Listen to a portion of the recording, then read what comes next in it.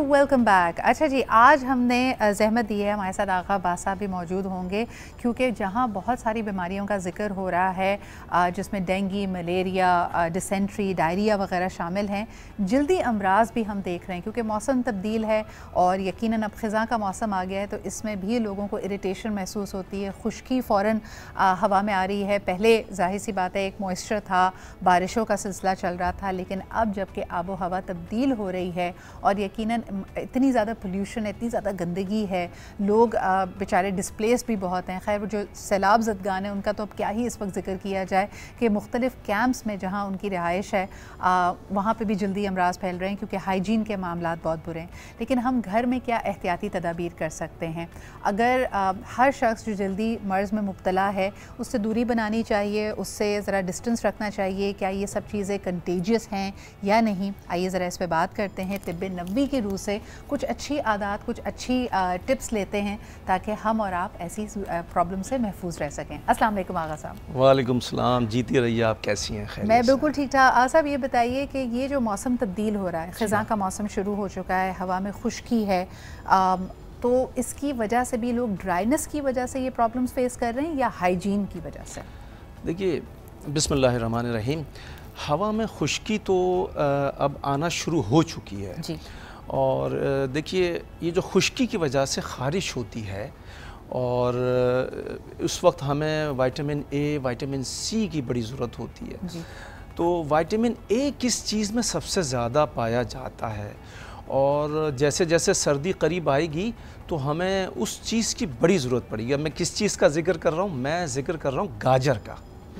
अगर गाजर का जूस निकाल कर पीना शुरू कर दें तो विटामिन ए इसमें बहुत ज़्यादा होता है और खुश्की की वजह से जो ख़ारिश होती है और ड्राइनेस पैदा हो जाती है, सफ़ेद सफ़ेद स्किन हो जाती है खुजा खुजा के, वो सब ख़त्म हो जाती है। ये खून के हैजान को कम करता है सही। और खून को साफ़ करता है। कील मुहासे भी जो होते हैं चेहरे पे वो भी दूर कर देता है। अच्छा, इसके अलावा मैं अर्ज़ करूं, जो आजकल लोग जिन परेशानियों से परेशान हैं, नबरदाज़मा हैं, वो सबसे पहली चीज़ तो ये है कि लोगों की स्किन पे फुंसियाँ निकल रही हैं, जिल्द पे फुंसियाँ निकल रही हैं और ख़ारिश हो रही है। फुंसियों के लिए मैं अर्ज़ करूँगा, ये जो हलीला ज़र्द होता है, हलीला ज़र्द को थोड़ा सा गर्म करके पीस लें और पीसने के बाद उसमें थोड़ा सा शहद लगाएं और जहाँ फोड़ा फुंसी है वहाँ लगाएं। थोड़ी देर के बाद फटके उसका मवाद निकल जाएगा। दूसरा आसान, जिसको हलीला ज़र्द ना मैसर आए, जिसको दस्तयाब ना हो, उनके लिए मैं अर्ज़ करूँगा कि ये जो प्याज होती है, एक इतना बड़ा प्याज का साइज़, उसको कुचल कर उसका रस निकाल लें, उसमें थोड़ी सी हल्दी 1 टीस्पून मिक्स करें, थोड़ा सा गेहूँ का आटा मिक्स करें और उसको चूल्हे पे पानी के साथ थोड़ा सा पकाने के लिए रख दें। फिर उसमें 1 चम्मच देसी घी हो तो ठीक है, वरना कोई सा भी घी उसमें मिक्स करें। अब ये आपका एक बेहतरीन किस्म का मरहम बन गया। अब ये जब बेहतरीन किस्म का मरहम बन गया, इसको नीम गर्म हालत में फोड़े के ऊपर, फुंसी के ऊपर लगा दें और हल्का सा एक पारचा कपड़े का, सफ़ेद रंग का कपड़े का पारचा उस पर बांध दीजिए। 1 घंटे के अंदर अंदर सिदरा मेरी बहन वो फट कर उसमें से सारा मवाद फासिदा सब खारिज हो जाता है। अच्छा, आमतौर पे ये भी देखा गया है कि इस तरह के अगर जो बॉयल्स हैं, अगर आप उनको अनअटेंडेड छोड़ते हैं, या तो उनकी तादाद बढ़ जाती है या फिर उसका इन्फेक्शन बढ़ जाता है। कई लोग इसका आपस में कनेक्ट नहीं कर पाते कि आपने अनअटेंडेड अगर कोई बॉयल छोड़ा है तो आपकी बॉडी यकीनन एक इन्फेक्शन से लड़ रही है और आपको बुखार भी हो सकता है।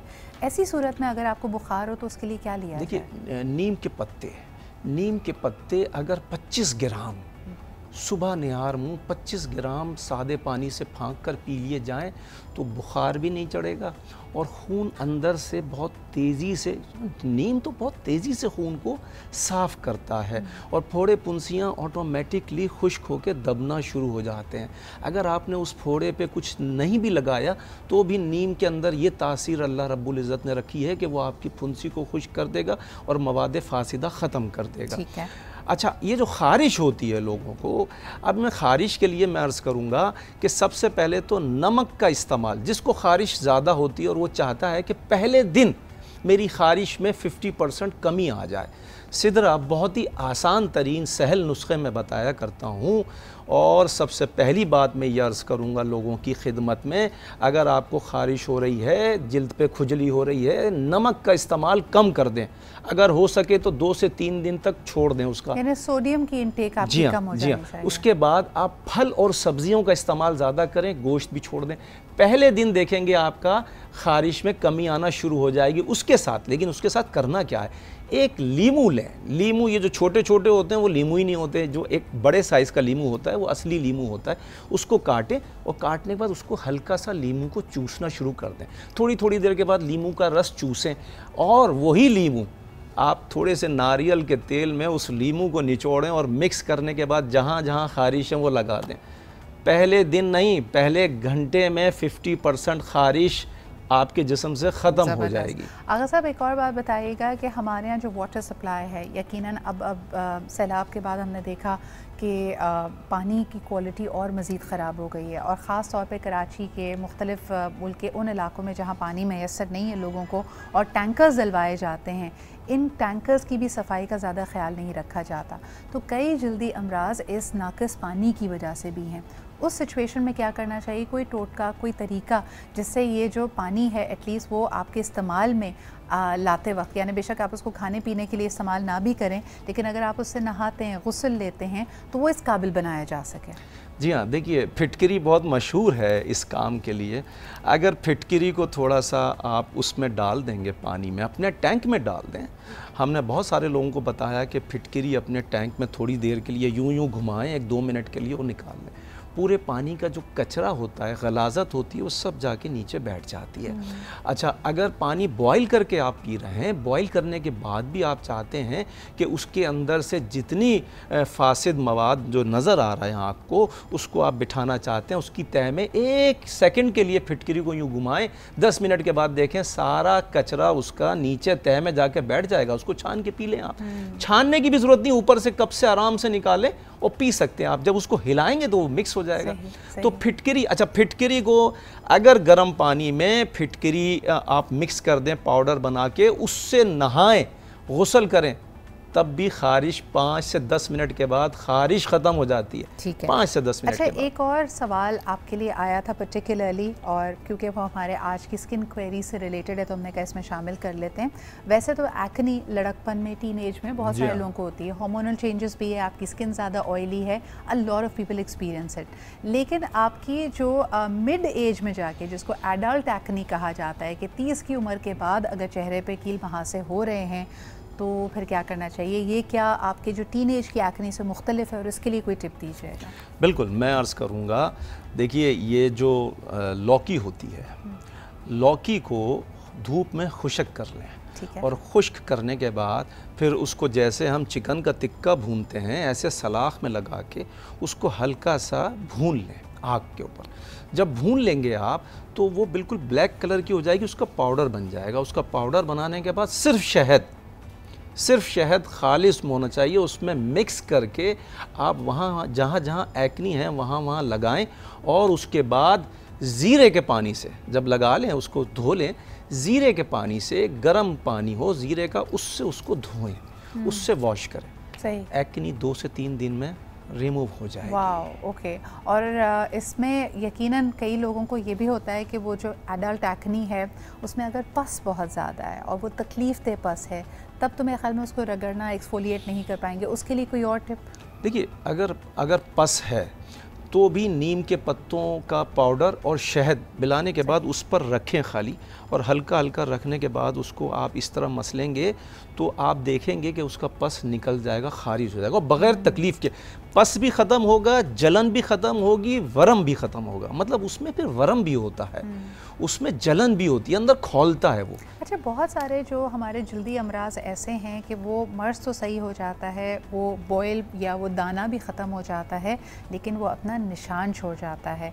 और कई लोग इसको बहुत बाद में रियलाइज़ करते हैं, कहते हैं जी बचपन में किसी ने ख्याल नहीं रखा, बचपन में कोई दाने वगैरह हुए थे, और उसके या फिर चिकन पॉक्स वगैरह के अगर मार्क्स हैं फेस पे।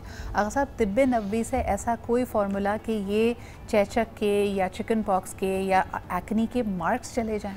देखिए जब भी आजकल तो केलों का सीज़न है, पूरे साल केले रहते हैं, अब तो केले पूरे साल मिलते हैं। केला खाइए और केले के बाद वो जो छिलका है, उस छिलके के अंदर एक पेस्ट लगा होता है जी।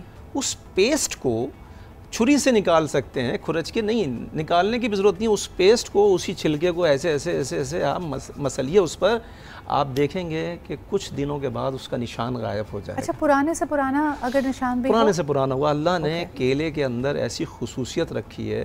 कुछ फ्रूट्स ऐसे हैं जिनके छिलके भी उतने ही कारआमद हैं जितना वो फ्रूट, वो फल कारआमद है। सही। उसके छिलके भी इतने कारआमद हैं। जैसे खरबूजे के छिलके, खरबूजा तो कारआमद है लेकिन उसके छिलके उससे भी ज़्यादा कारआमद है। सही। आगा साहब, बहुत सारी आपने आज मुफीद टिप्स लोगों को दी और यकीनन अल्लाह ताला ने हर शय में शिफा रखी है, लेकिन आखिर में क्योंकि आप तिब्बे नबी के रूह से लोगों को ये नुस्खे बताते हैं, ये ट्रीटमेंट्स बताते हैं, कोई दुआ जो ख़ास तौर पे अगर हम कहें कि जल्दी अमराज और आजकल की मुख्तलिफ वबाई बीमारियों से बचाने के लिए आप लोगों को बताना चाहें या कहना चाहें? मैं बिल्कुल बताऊँगा। देखिए, सिर्फ नमाज फ़जर के बाद, और इंतहाई आज़मूदा है, इंतहाई मुजर्रब तरीन है। मुजर्रब का मतलब है तजर्बे में है हमारी ये बात। आज़मूदा का मतलब ये है कि हमने हज़ारों दफ़ा आज़मा लिया इसको। मेरे पाक नबी सल्लल्लाहु अलैहि वसल्लम, मेरे मौला रसूल खुदा से ये रिवायत मंसूब है कि नमाज फ़जर पढ़ने के बाद जिस जगह भी आपके बीमारी हो, जिस जगह भी, मतलब हाथ पे ख़ारिश हो रही है या फुंसी निकल आई या दाना है, जिस जगह पे भी मर्ज़ है, उस मर्ज़ के मुकाम पर आप ऐसे हाथ रखिए, अव्वल व आखिर 3-5 मरतबा दुरूद शरीफ 1 मरतबा पढ़ लीजिए। उसके बाद उस जगह हाथ रखने के बाद सूरह अल-फातिहा 1 बार पढ़िए। अगर पूरी सूरह अल-फातिहा नहीं पढ़ सकते तो ये पढ़िए बिस्मिल्लाहिर्रहमानिर्रहीम अल्हम्दुलिल्लाहि रब्बिल आलमीन। फिर उसके बाद ये पढ़िए हस्बुनल्लाहु व नेमुल वकील तबारकल्लाहु अहसनुल खालिकीन वला हौला वला कुव्वता इल्ला बिल्लाहिल अलियुल अज़ीम। मैं दावे से कह सकता हूँ, मैंने इसके इतने तजर्बे किए हैं और इतने मरीज़ों को बताया है, 40 दिन पढ़ना होता है। 40 दिन में कितनी ही बीमारी शदीद तरीन क्यों ना हो, लेकिन वो सिर्फ 40 दिन नहीं, वो 5-6-7 दिन में, 10 दिन में, किसी किसी को तो 2 दिन में वो रिमूव होना शुरू हो जाती है। बीमारी अपनी रुखसती पकड़ना शुरू कर देती है। बहुत बहुत शुक्रिया। आगा साहब हमारे साथ मौजूद थे, बड़ी मुफीद दुआएं और ट्रीटमेंट्स आपको बताए। अब लेते एक छोटा सा ब्रेक, वापस आएंगे तो आज एक बड़ा ज़बरदस्त पैनल, एक यूनिक डिस्कशन आपके साथ करेगा। मुख्तलिफ अल्लाह ताला ने उलूम यकीनन है, सितारों का इल्म है, इसके अलावा आदात का इल्म है, इसके अलावा हम जब बात करते हैं मुख्तलिफ जेम स्टोन्स की, उनकी अपनी अपनी आफादियत है, तो ज़रा उनसे भी कुछ हिदायत लेते हैं, कुछ रहनुमाई लेते हैं। हमारे साथ रहिए, देखते रहिए आज पाकिस्तान।